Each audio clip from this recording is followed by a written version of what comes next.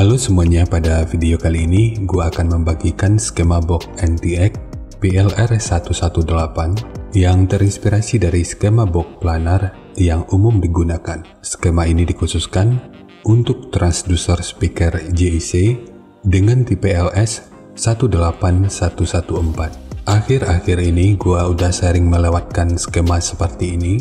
Selain karena hal kompatibilitas, di sisi lain ada satu atau dua orang yang selalu komplain kalau skema ini adalah rancangan dari panutan mereka dan gua nggak berhak untuk menjiplak ukuran dan beberapa alasan yang gua pikir nggak masuk akal lainnya. Lalu pertanyaannya, apa iya? Apa ini bisa dibuktikan dengan ukuran di setiap milimeternya? Ini juga lah alasan kenapa gua nggak ngambil langkah terlalu jauh untuk nyoba kembangin skema model lainnya, karena ada beberapa fans yang terlalu fanatik sehingga mereka langsung mengambil kesimpulan setelah melihat sekilas atau hanya sekedar melihat thumbnailnya aja tanpa mencoba untuk memahami alasan yang ada di setiap milimeter dari ukuran skema yang ada. Untuk intro ini gua pikir cukup. Sekarang kita bahas spesifikasi teknis dan TS parameternya. Kita mulai dari ukuran transducer speakernya. Untuk diameter lubang pada box, ini ukurannya 428 mm, ukuran magnet 250 mm, ukuran total dari magnet hingga gasket 232 mm, ketebalan gasket 13 mm, ukuran antara baut 445 mm, ukuran terluarnya 470 mm. Dan mungkin masih ada istilah yang salah dari cara penyebutannya, dan di waktu berikutnya akan terus gua coba untuk perbaiki. Sekarang kita beralih ke spesifikasi teknis dan TS parameternya.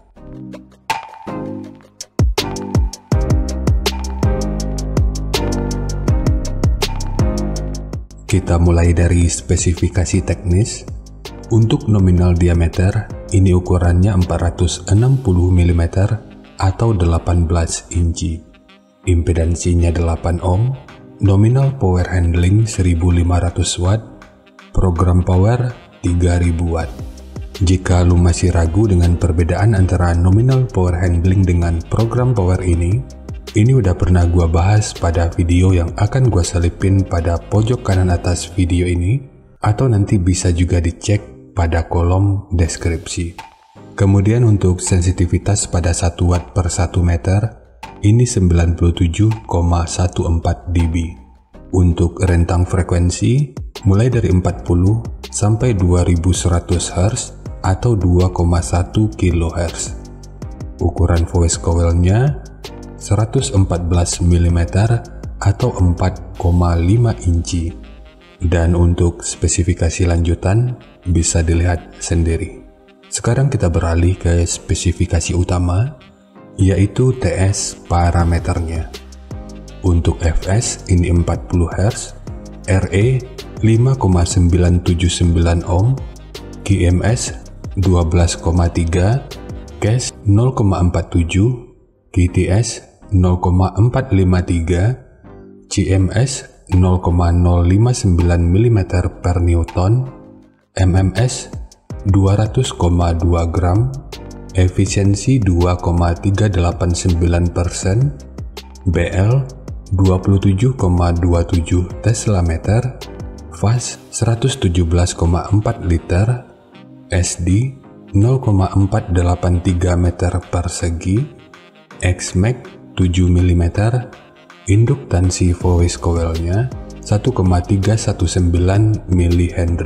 Dan untuk jenis box speaker, jika kita mengambil patokan pada referensi ABP, ini tentu udah bisa digunakan pada box dengan dan tanpa lubang angin. Karena untuk ABP-nya, ini sekitar 85,1. Cara mengetahui ABP ini juga udah pernah dibahas pada video yang akan gue selipin pada pojok kanan atas video ini, atau nanti bisa juga dicek pada kolom deskripsi. Bagian yang paling gua sorot di sini selain pada poin XMAX, ada pada parameter SD-nya. Gua mungkin aja bisa salah dalam menerjemahkan, tapi dengan nilai SD di 0,483 meter persegi, itu rasanya udah di luar jangkauan. Dan semoga aja nanti ada teman-teman dari pabrikan JIC yang mungkin aja nonton video ini bisa membantu untuk menjelaskan. Sebab dari pemahaman gua, parameter SD atau surface area of the diagram pada sebuah speaker, mohon pemakluman dari pengucapan gua karena gua nggak bisa bahasa Inggris. Jadi parameter ini merujuk pada luas efektif dari membran atau konus speaker yang bergetar untuk menghasilkan suara. Dan seperti yang kita tahu, SD itu biasanya dinyatakan dalam satuan cm persegi dan ada juga dalam satuan meter persegi, seperti yang digunakan JIC pada video yang kita bahas saat ini. Secara umum, parameter SD dari speaker berukuran 18 inci itu berkisar antara 1000 sampai 1300 cm persegi atau dalam meter persegi kurang lebih 0,1 sampai 0,13 meter persegi. Lalu pertanyaannya, apakah ini merupakan parameter SD yang bersifat khusus? Dari poin ini kita sama-sama bisa melihat kalau ini ukurannya udah berkali-kali lipat. Dan menurut gua ini tentu udah nggak logis. Jika ini benar merupakan sebuah kekeliruan dari pabrikan, kita tentu berharap parameter ini bisa segera diperbaharui dengan pengukuran ulang. Harapannya sih gitu ya bro. Tapi ya semoga permasalahan ini hanya terjadi karena gua yang salah dalam menerjemahkan. Jadi sekali lagi, ini hanya pemahaman yang gua tahu. Jadi gua bisa aja salah dan pabrikan tentu lebih paham karena mereka memiliki sumber daya dan ilmu yang lebih. Kesimpulannya, skema yang akan gua bagikan kali ini memang hanya akan mengacu sesuai parameter yang tersedia aja. Meskipun nanti akan ada beberapa rincian semu yang akan gua skip. Gua pikir informasi ini udah sangat cukup. Sekarang kita masuk aja ke rincian semunya.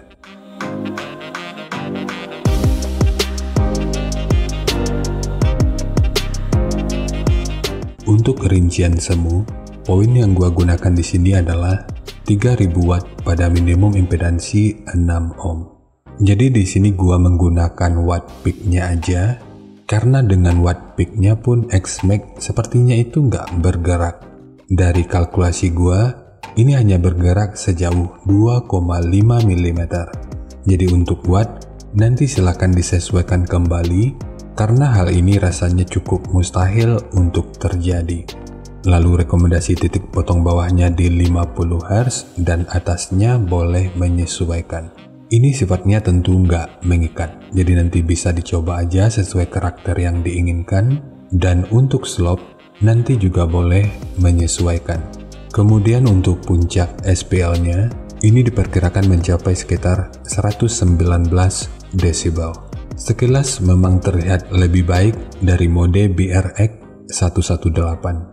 Namun gua kurang yakin karena gua pikir puncak SPL sebenarnya akan jauh lebih tinggi dari rincian semu ini. Jadi semua ini merupakan rincian semu. Jadi bisa lebih baik atau bisa aja lebih buruk dari yang diperkirakan. Karena efisiensi akhirnya itu juga akan bisa dipengaruhi oleh beberapa faktor. Apakah itu kerapian dan kepresisian dari pembuatan box, kualitas bahan, hingga equipment yang digunakan.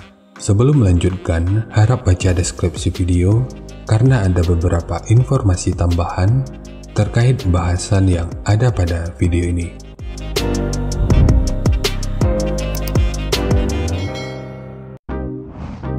Dan berikut referensi yang gua gunakan dalam mendesain skema box speakernya.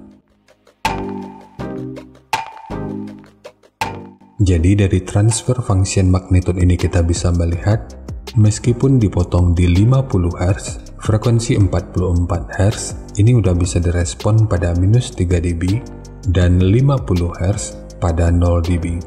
Kemudian untuk respon dari portnya, dengan daya 3000 Watt, pergerakan udara pada port puncaknya diperkirakan sekitar 7,5 meter per detik. Sementara untuk gain yang dihasilkan oleh port kurang lebih seperti ini. Jadi secara teori, untuk port ini akan membantu dalam merespon frekuensi hingga sekitar 37 Hz pada minus 3 dB.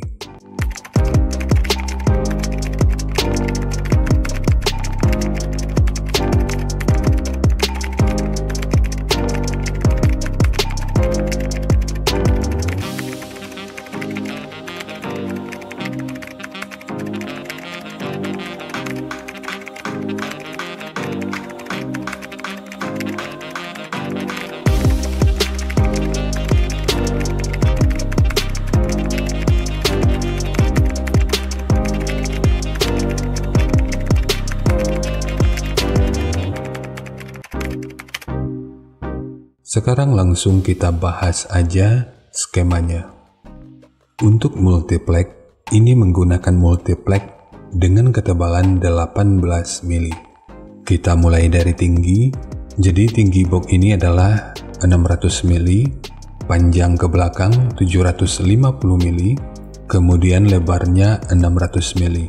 Jadi ketiga poin ini merupakan ukuran terluarnya. Sekarang kita beralih ke ukuran internalnya. Untuk port, panjang total portnya yang kalau kita ukur dari bibir depan ini sampai ke bagian dalam ini ukurannya 416 mili. Sementara untuk pemasangan di bagian ini total ukurannya 415 mili. Ukurannya yang kalau kita ukur dari sudut ini sampai ke sudut ini. Jadi ini dimundurin 1 mili. Ya mana tahu lu membutuhkan space untuk memasang besi pengaman atau grill speakernya.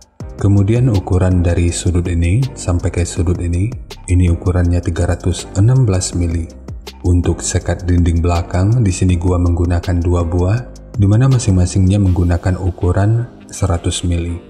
Kemudian untuk triplek dari dudukan speaker ini menggunakan 2 lapis, satu sebagai dudukan utama dan satu lagi sebagai penguat dari dinding luarnya.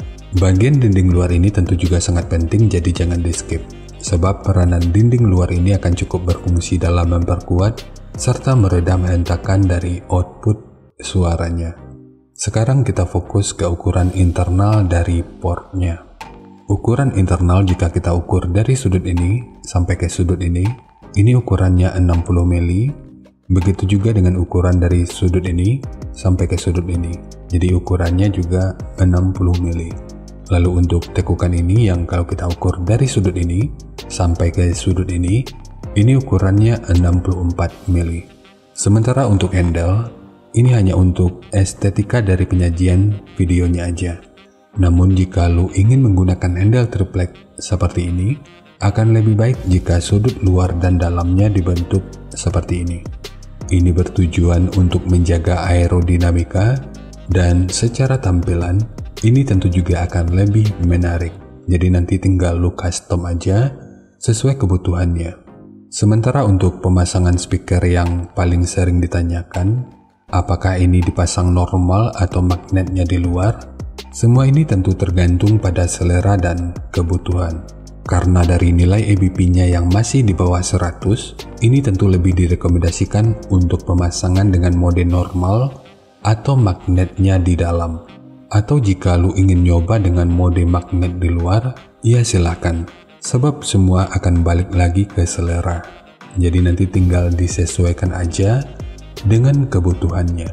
Dan jika lu ingin bikin mode double, lebar boxnya ini akan menjadi 1182 mili. Sementara ukuran lainnya ini tetap sama. Jadi meskipun di double, ruang resonansi masing-masing speakernya ini tetap dipisah.